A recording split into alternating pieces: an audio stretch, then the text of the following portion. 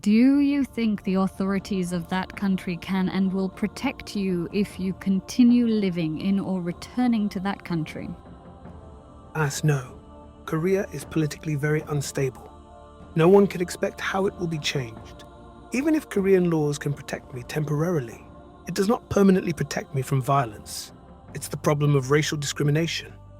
Korean criminal laws aren't referred about the racial discrimination. It means that discriminating to the other human races is not crimes in Korean society. And the most important problem is that Korean society has so many Confucians, and even the police is not willing to accuse and prosecute them, whereas the Korean police is very harsh to pure, innocent and kind people. Who do you think may harm or mistreat you if you continue living in or go back to that country? Korean mental health policy is on the political trial. As we know, Korea is one of the Confucianism ideal country. As the Confucianism ideal, a son should take effort the best fealty to his genetic father regarding economic support, house facility, foods and the other kind of support to his father. But you should think about my case. I'm a victim of tragic domestic violence by my father, and he didn't economic support to me from my young ages at all. And he did not give to me any economic heritage, whereas most of Korean people have got already economic heritage from their parents. And if I do not provide all comfortable living environment to my genetic father, my father will accuse me to the police. It's the rule of Korean Confucianism society. In other words, as long as Korean doctor has the Confucianism ideal and I have Catholic religion, there is a significant risk which a Korean doctor tries to involuntary commitment of me into a hospital. They do not carry involuntary commitment by scientific reasons or clear evidence-based treatment. So if a Korean doctor has in mind about money, anyone would be hospitalized involuntarily very easily. So still there is a significant risk if I stay in Korea. Korean government does not provide social welfare for mental illness patients exempt of involuntary commitment expenses. By the involuntary commitment, Korean social welfare expenses will be given to the mental hospital. Korean mental hospitals do not give social welfare and comfort to the mental illness patients, and they do tragic violence and abuses again, even in their hospital. And all evidence of crimes in Korean mental hospitals will be concealed because they do not allow patients to have cameras or camcorders, and they insist that crime without evidence, it's not a crime. And I met two criminal doctors. It's Yoon and Gong Seong-wook, and Korean police is not willing to prosecute them at all.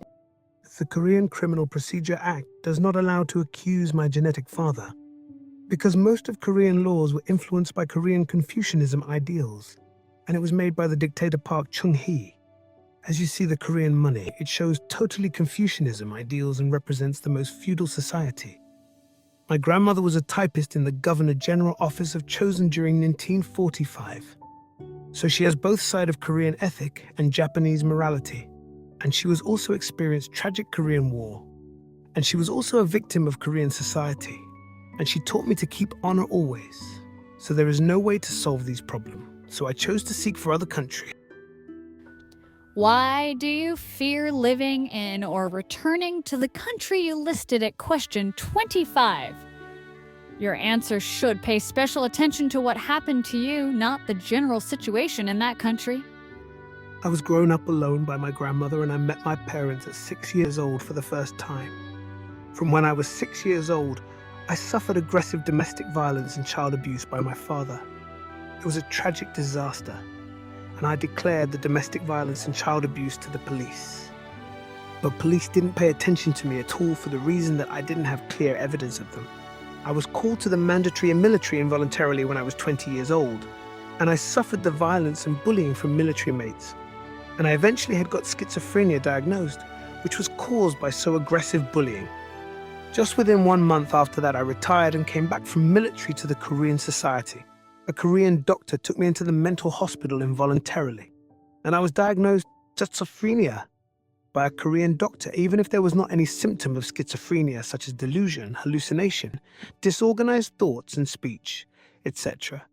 Due to the false diagnosed mental illness, I was put into mental hospital several times and repeatedly involuntarily for about 1 year and 8 months. There was no reason why I should be segregated from the society and should be lived in severely small area. There was no mental illness symptom and any criminal dangerousness. all the involuntarily commitments to me was aimed for the political purpose. Korean mental hospitals do not buy evidence-based diagnose and treatment. All of diagnose and treatment depend on a Korean doctor's personal impression and judgment. And it's not clearly mentioned about the criteria of mentally ill and criminally dangerousness of patients. So anyone can be involved in unclear criteria and can be taken involuntarily commitment by a Korean doctor. A recently Korean mental health law has been changed, but it still maintains involuntarily commitment, and it is not mentioned about the evidence-based diagnosis and treatment. Still, the Korean mental health law depends on Korean doctors' personal impression and judgment. So still, there is a dangerousness of involuntarily commitment by a Korean doctor. I declared to the police about Korean doctors' criminally commitment, but Korean police didn't pay attention to my declaration, and they were not willing to prosecute them, because Korean law stated that mental illness patient is a person who is out of jurisdictional judgment. They treat schizophrenia diagnosed person like who do not have Korean nationality. They impose sacrifice to mental illness patients. In other words, refugee. So I gave up being protected by Korean laws. I hope to have other nationality. In short, I fear that my whole life will be ruined by injustice. So I hope to have Australian nationality. What do you believe may happen to you, or the people included in your application, if you were to return to or continue living in that country? You should give details of what you think may happen to you and reasons why that would happen. When I came back to Korea from Australia at May 2013, I was imprisoned to a Korean mental hospital without any reason. There was not any symptoms of mental illness. It must be aimed for political trial. The Korean government maintains the involuntary commitment by the decision of a Korean doctor. And Korean government does not provide social welfare expenses to mental illness patients, exempt of involuntary commitment expenses. By the involuntary commitment expenses, Korean social welfare expenses will be given the hospital.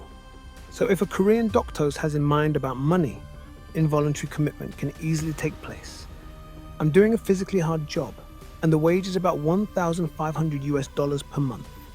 It's not a voluntary labor because Korean government does not provide any social welfare expenses to me at all, exempt of involuntary commitment expenses. And if I stop my job, a Korean doctor will attempt me an involuntary commitment. So it's the involuntary labor, and it can be easily changed to involuntary commitment by a Korean doctor. And my relatives will try to withdraw all my savings, which was collected by the physically hard-working. If they succeed in imprisoning me into a hospital, Korea hospital will be taken about $1,500 per month from the Korean government.